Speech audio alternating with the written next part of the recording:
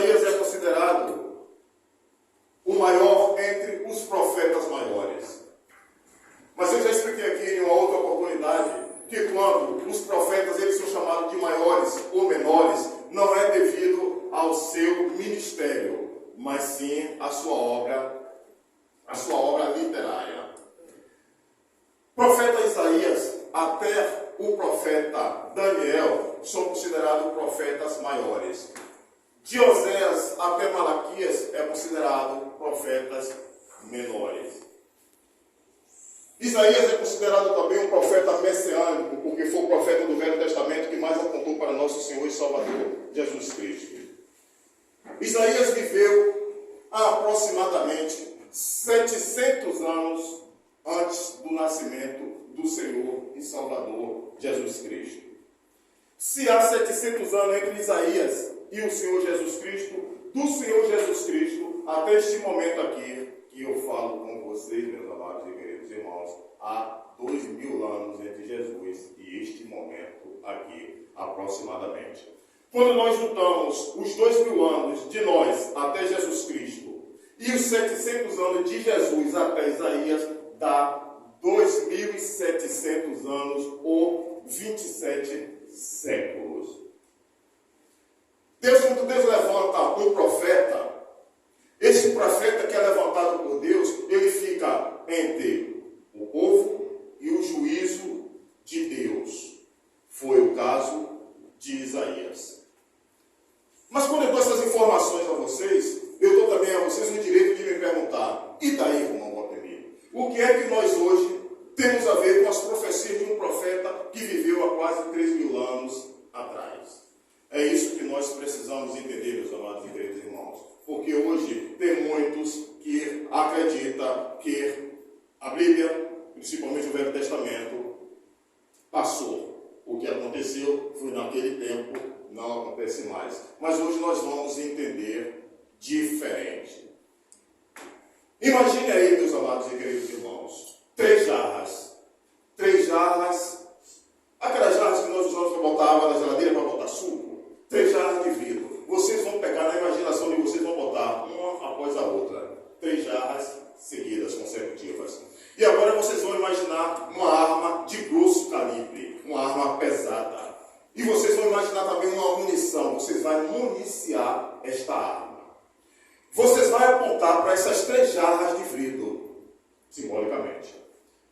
E vocês vão disparar. Quando esse projétil sair da arma, ele vai atingir as 3 jarras de vidro. É assim a profecia desses profetas. Quem é a arma pesada? O profeta. O cano da arma é a boca do profeta. A munição é a palavra de Deus. É a profecia do profeta. As 3 jarras, nós podemos entender que, nesta simbologia, para que vocês entendam, a primeira jarra representa o tempo do profeta, que ele profetizou, o tempo do profeta Isaías. A segunda jarra representa hoje, agora, este momento que nós estamos aqui. A terceira jarra representa o tempo vindouro, ou o futuro. Todos nós, quem tem mais de um ano como cristão, já ouviu falar que o Egito simboliza esse mundo que está aí fora, o mundo que nós viemos. O faraó do Egito simboliza o próprio Satanás. Então, meus amados irmãos, estas profecias que nós acabamos de ler em Isaías 19, valeu para o tempo de Isaías, está valendo para nosso tempo hoje e está valendo para o tempo vindouro, o tempo futuro. Aqui no primeiro versículo, Isaías vai dizer, vamos refrescar a memória, peso do Egito. Quando Isaías diz peso do Egito, ele não está achando o Egito pesado. Ele está se referindo à própria palavra que ele vai entregar. É uma profecia que o próprio Isaías achou que era pesada demais para aquele povo. Mas Deus não chama o profeta para sentir pena nem piedade de egípcio nenhum. Deus chama o profeta para que ele entregue a palavra dele, dura e crua como ela é. Isaías vai continuar aqui no versículo 1 e vai dizer: eis que o Senhor vem cavalgando numa nuvem ligeira e virá ao Egito.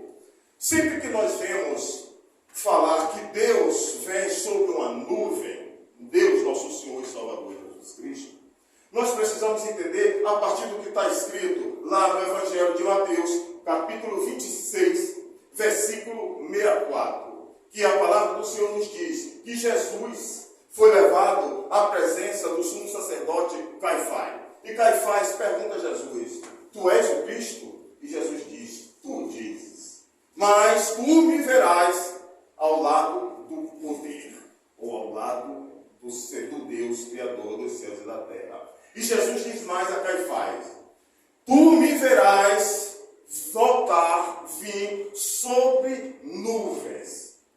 Jesus ali estava se referindo ao dia que ele vai retornar e a poderosa voz dele, quando for dado o comando, vai levantar da sepultura Caifás e todos os que estiverem mortos, vai levantar e vai ver o nosso Senhor sobre as nuvens. Porque Jesus sobre as nuvens representa poder e autoridade. Jesus sobre as nuvens é diferente daquele Jesus que foi para a cruz, para a crucificação, com seu cabelo grudado com sangue que jorrava da sua cabeça a partir da coroa de espinho. Ele, vindo sobre nuvens, ele virá com seus cabelos alvos como a neve e com seus olhos como chamas de fogo para julgar os vivos e os mortos.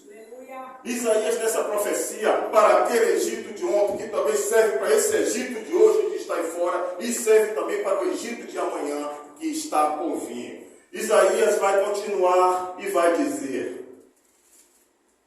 louvado seja o nome do Senhor. E os ídolos do Egito serão movidos perante a face do Senhor. O profeta Jeremias, ele vai dizer lá no livro que leva seu nome, capítulo 43, versículo 12 e versículo 13, Jeremias vai dizer que Deus vai derrubar, queimar todas as casas dos ídolos e vai levar todos os ídolos cativos. O que é que Jeremias quis dizer? Hoje, meus irmãos, temos aí igrejas e muitos templos de ídolos, igrejas que cultuam ídolos. A palavra do Senhor está dizendo que serão derrubadas e queimadas. Nesta época aqui, quando Deus mandava os ídolos das nações pagãs cativos, era porque uma nação, quando conquistava a outra, eles levavam as estátuas, os ídolos, e exibia na terra deles, como se os deuses deles tivessem vencido aqueles outros deuses. É por isso que o nosso Deus não admite ser adorado nem cultuado por estátua, porque quando nós fazemos isso, nós estamos diminuindo o Criador do universo. E ainda aqui ele vai dizer: e o coração dos egípcios se derreterão no meio deles. Os egípcios sempre foram um povo supersticioso, como esses que estão nesse Egito aí fora, são supersticiosos. E todos supersticiosos são medrosos. Os supersticiosos têm medo de feitiçaria, têm medo de mau agouro, têm medo de praga, diferente de nós, que somos lavados e remidos pelo sangue do Cordeiro. E nós não temos medo de nada. Paulo vai nos dizer lá na segunda epístola a Timóteo, capítulo 1, versículo 7, que Deus não nos deu espírito de medo, Ele nos deu foi espírito de sabedoria, de conselho e de poder do Espírito Santo. E quem anda no Egito, aí fora, tem medo de tudo porque é supersticioso. Os egípcios antigos tinham medo de piolho e tinham medo do escuro. E nós não temos medo de nada. E se surgir uma serpente para perto do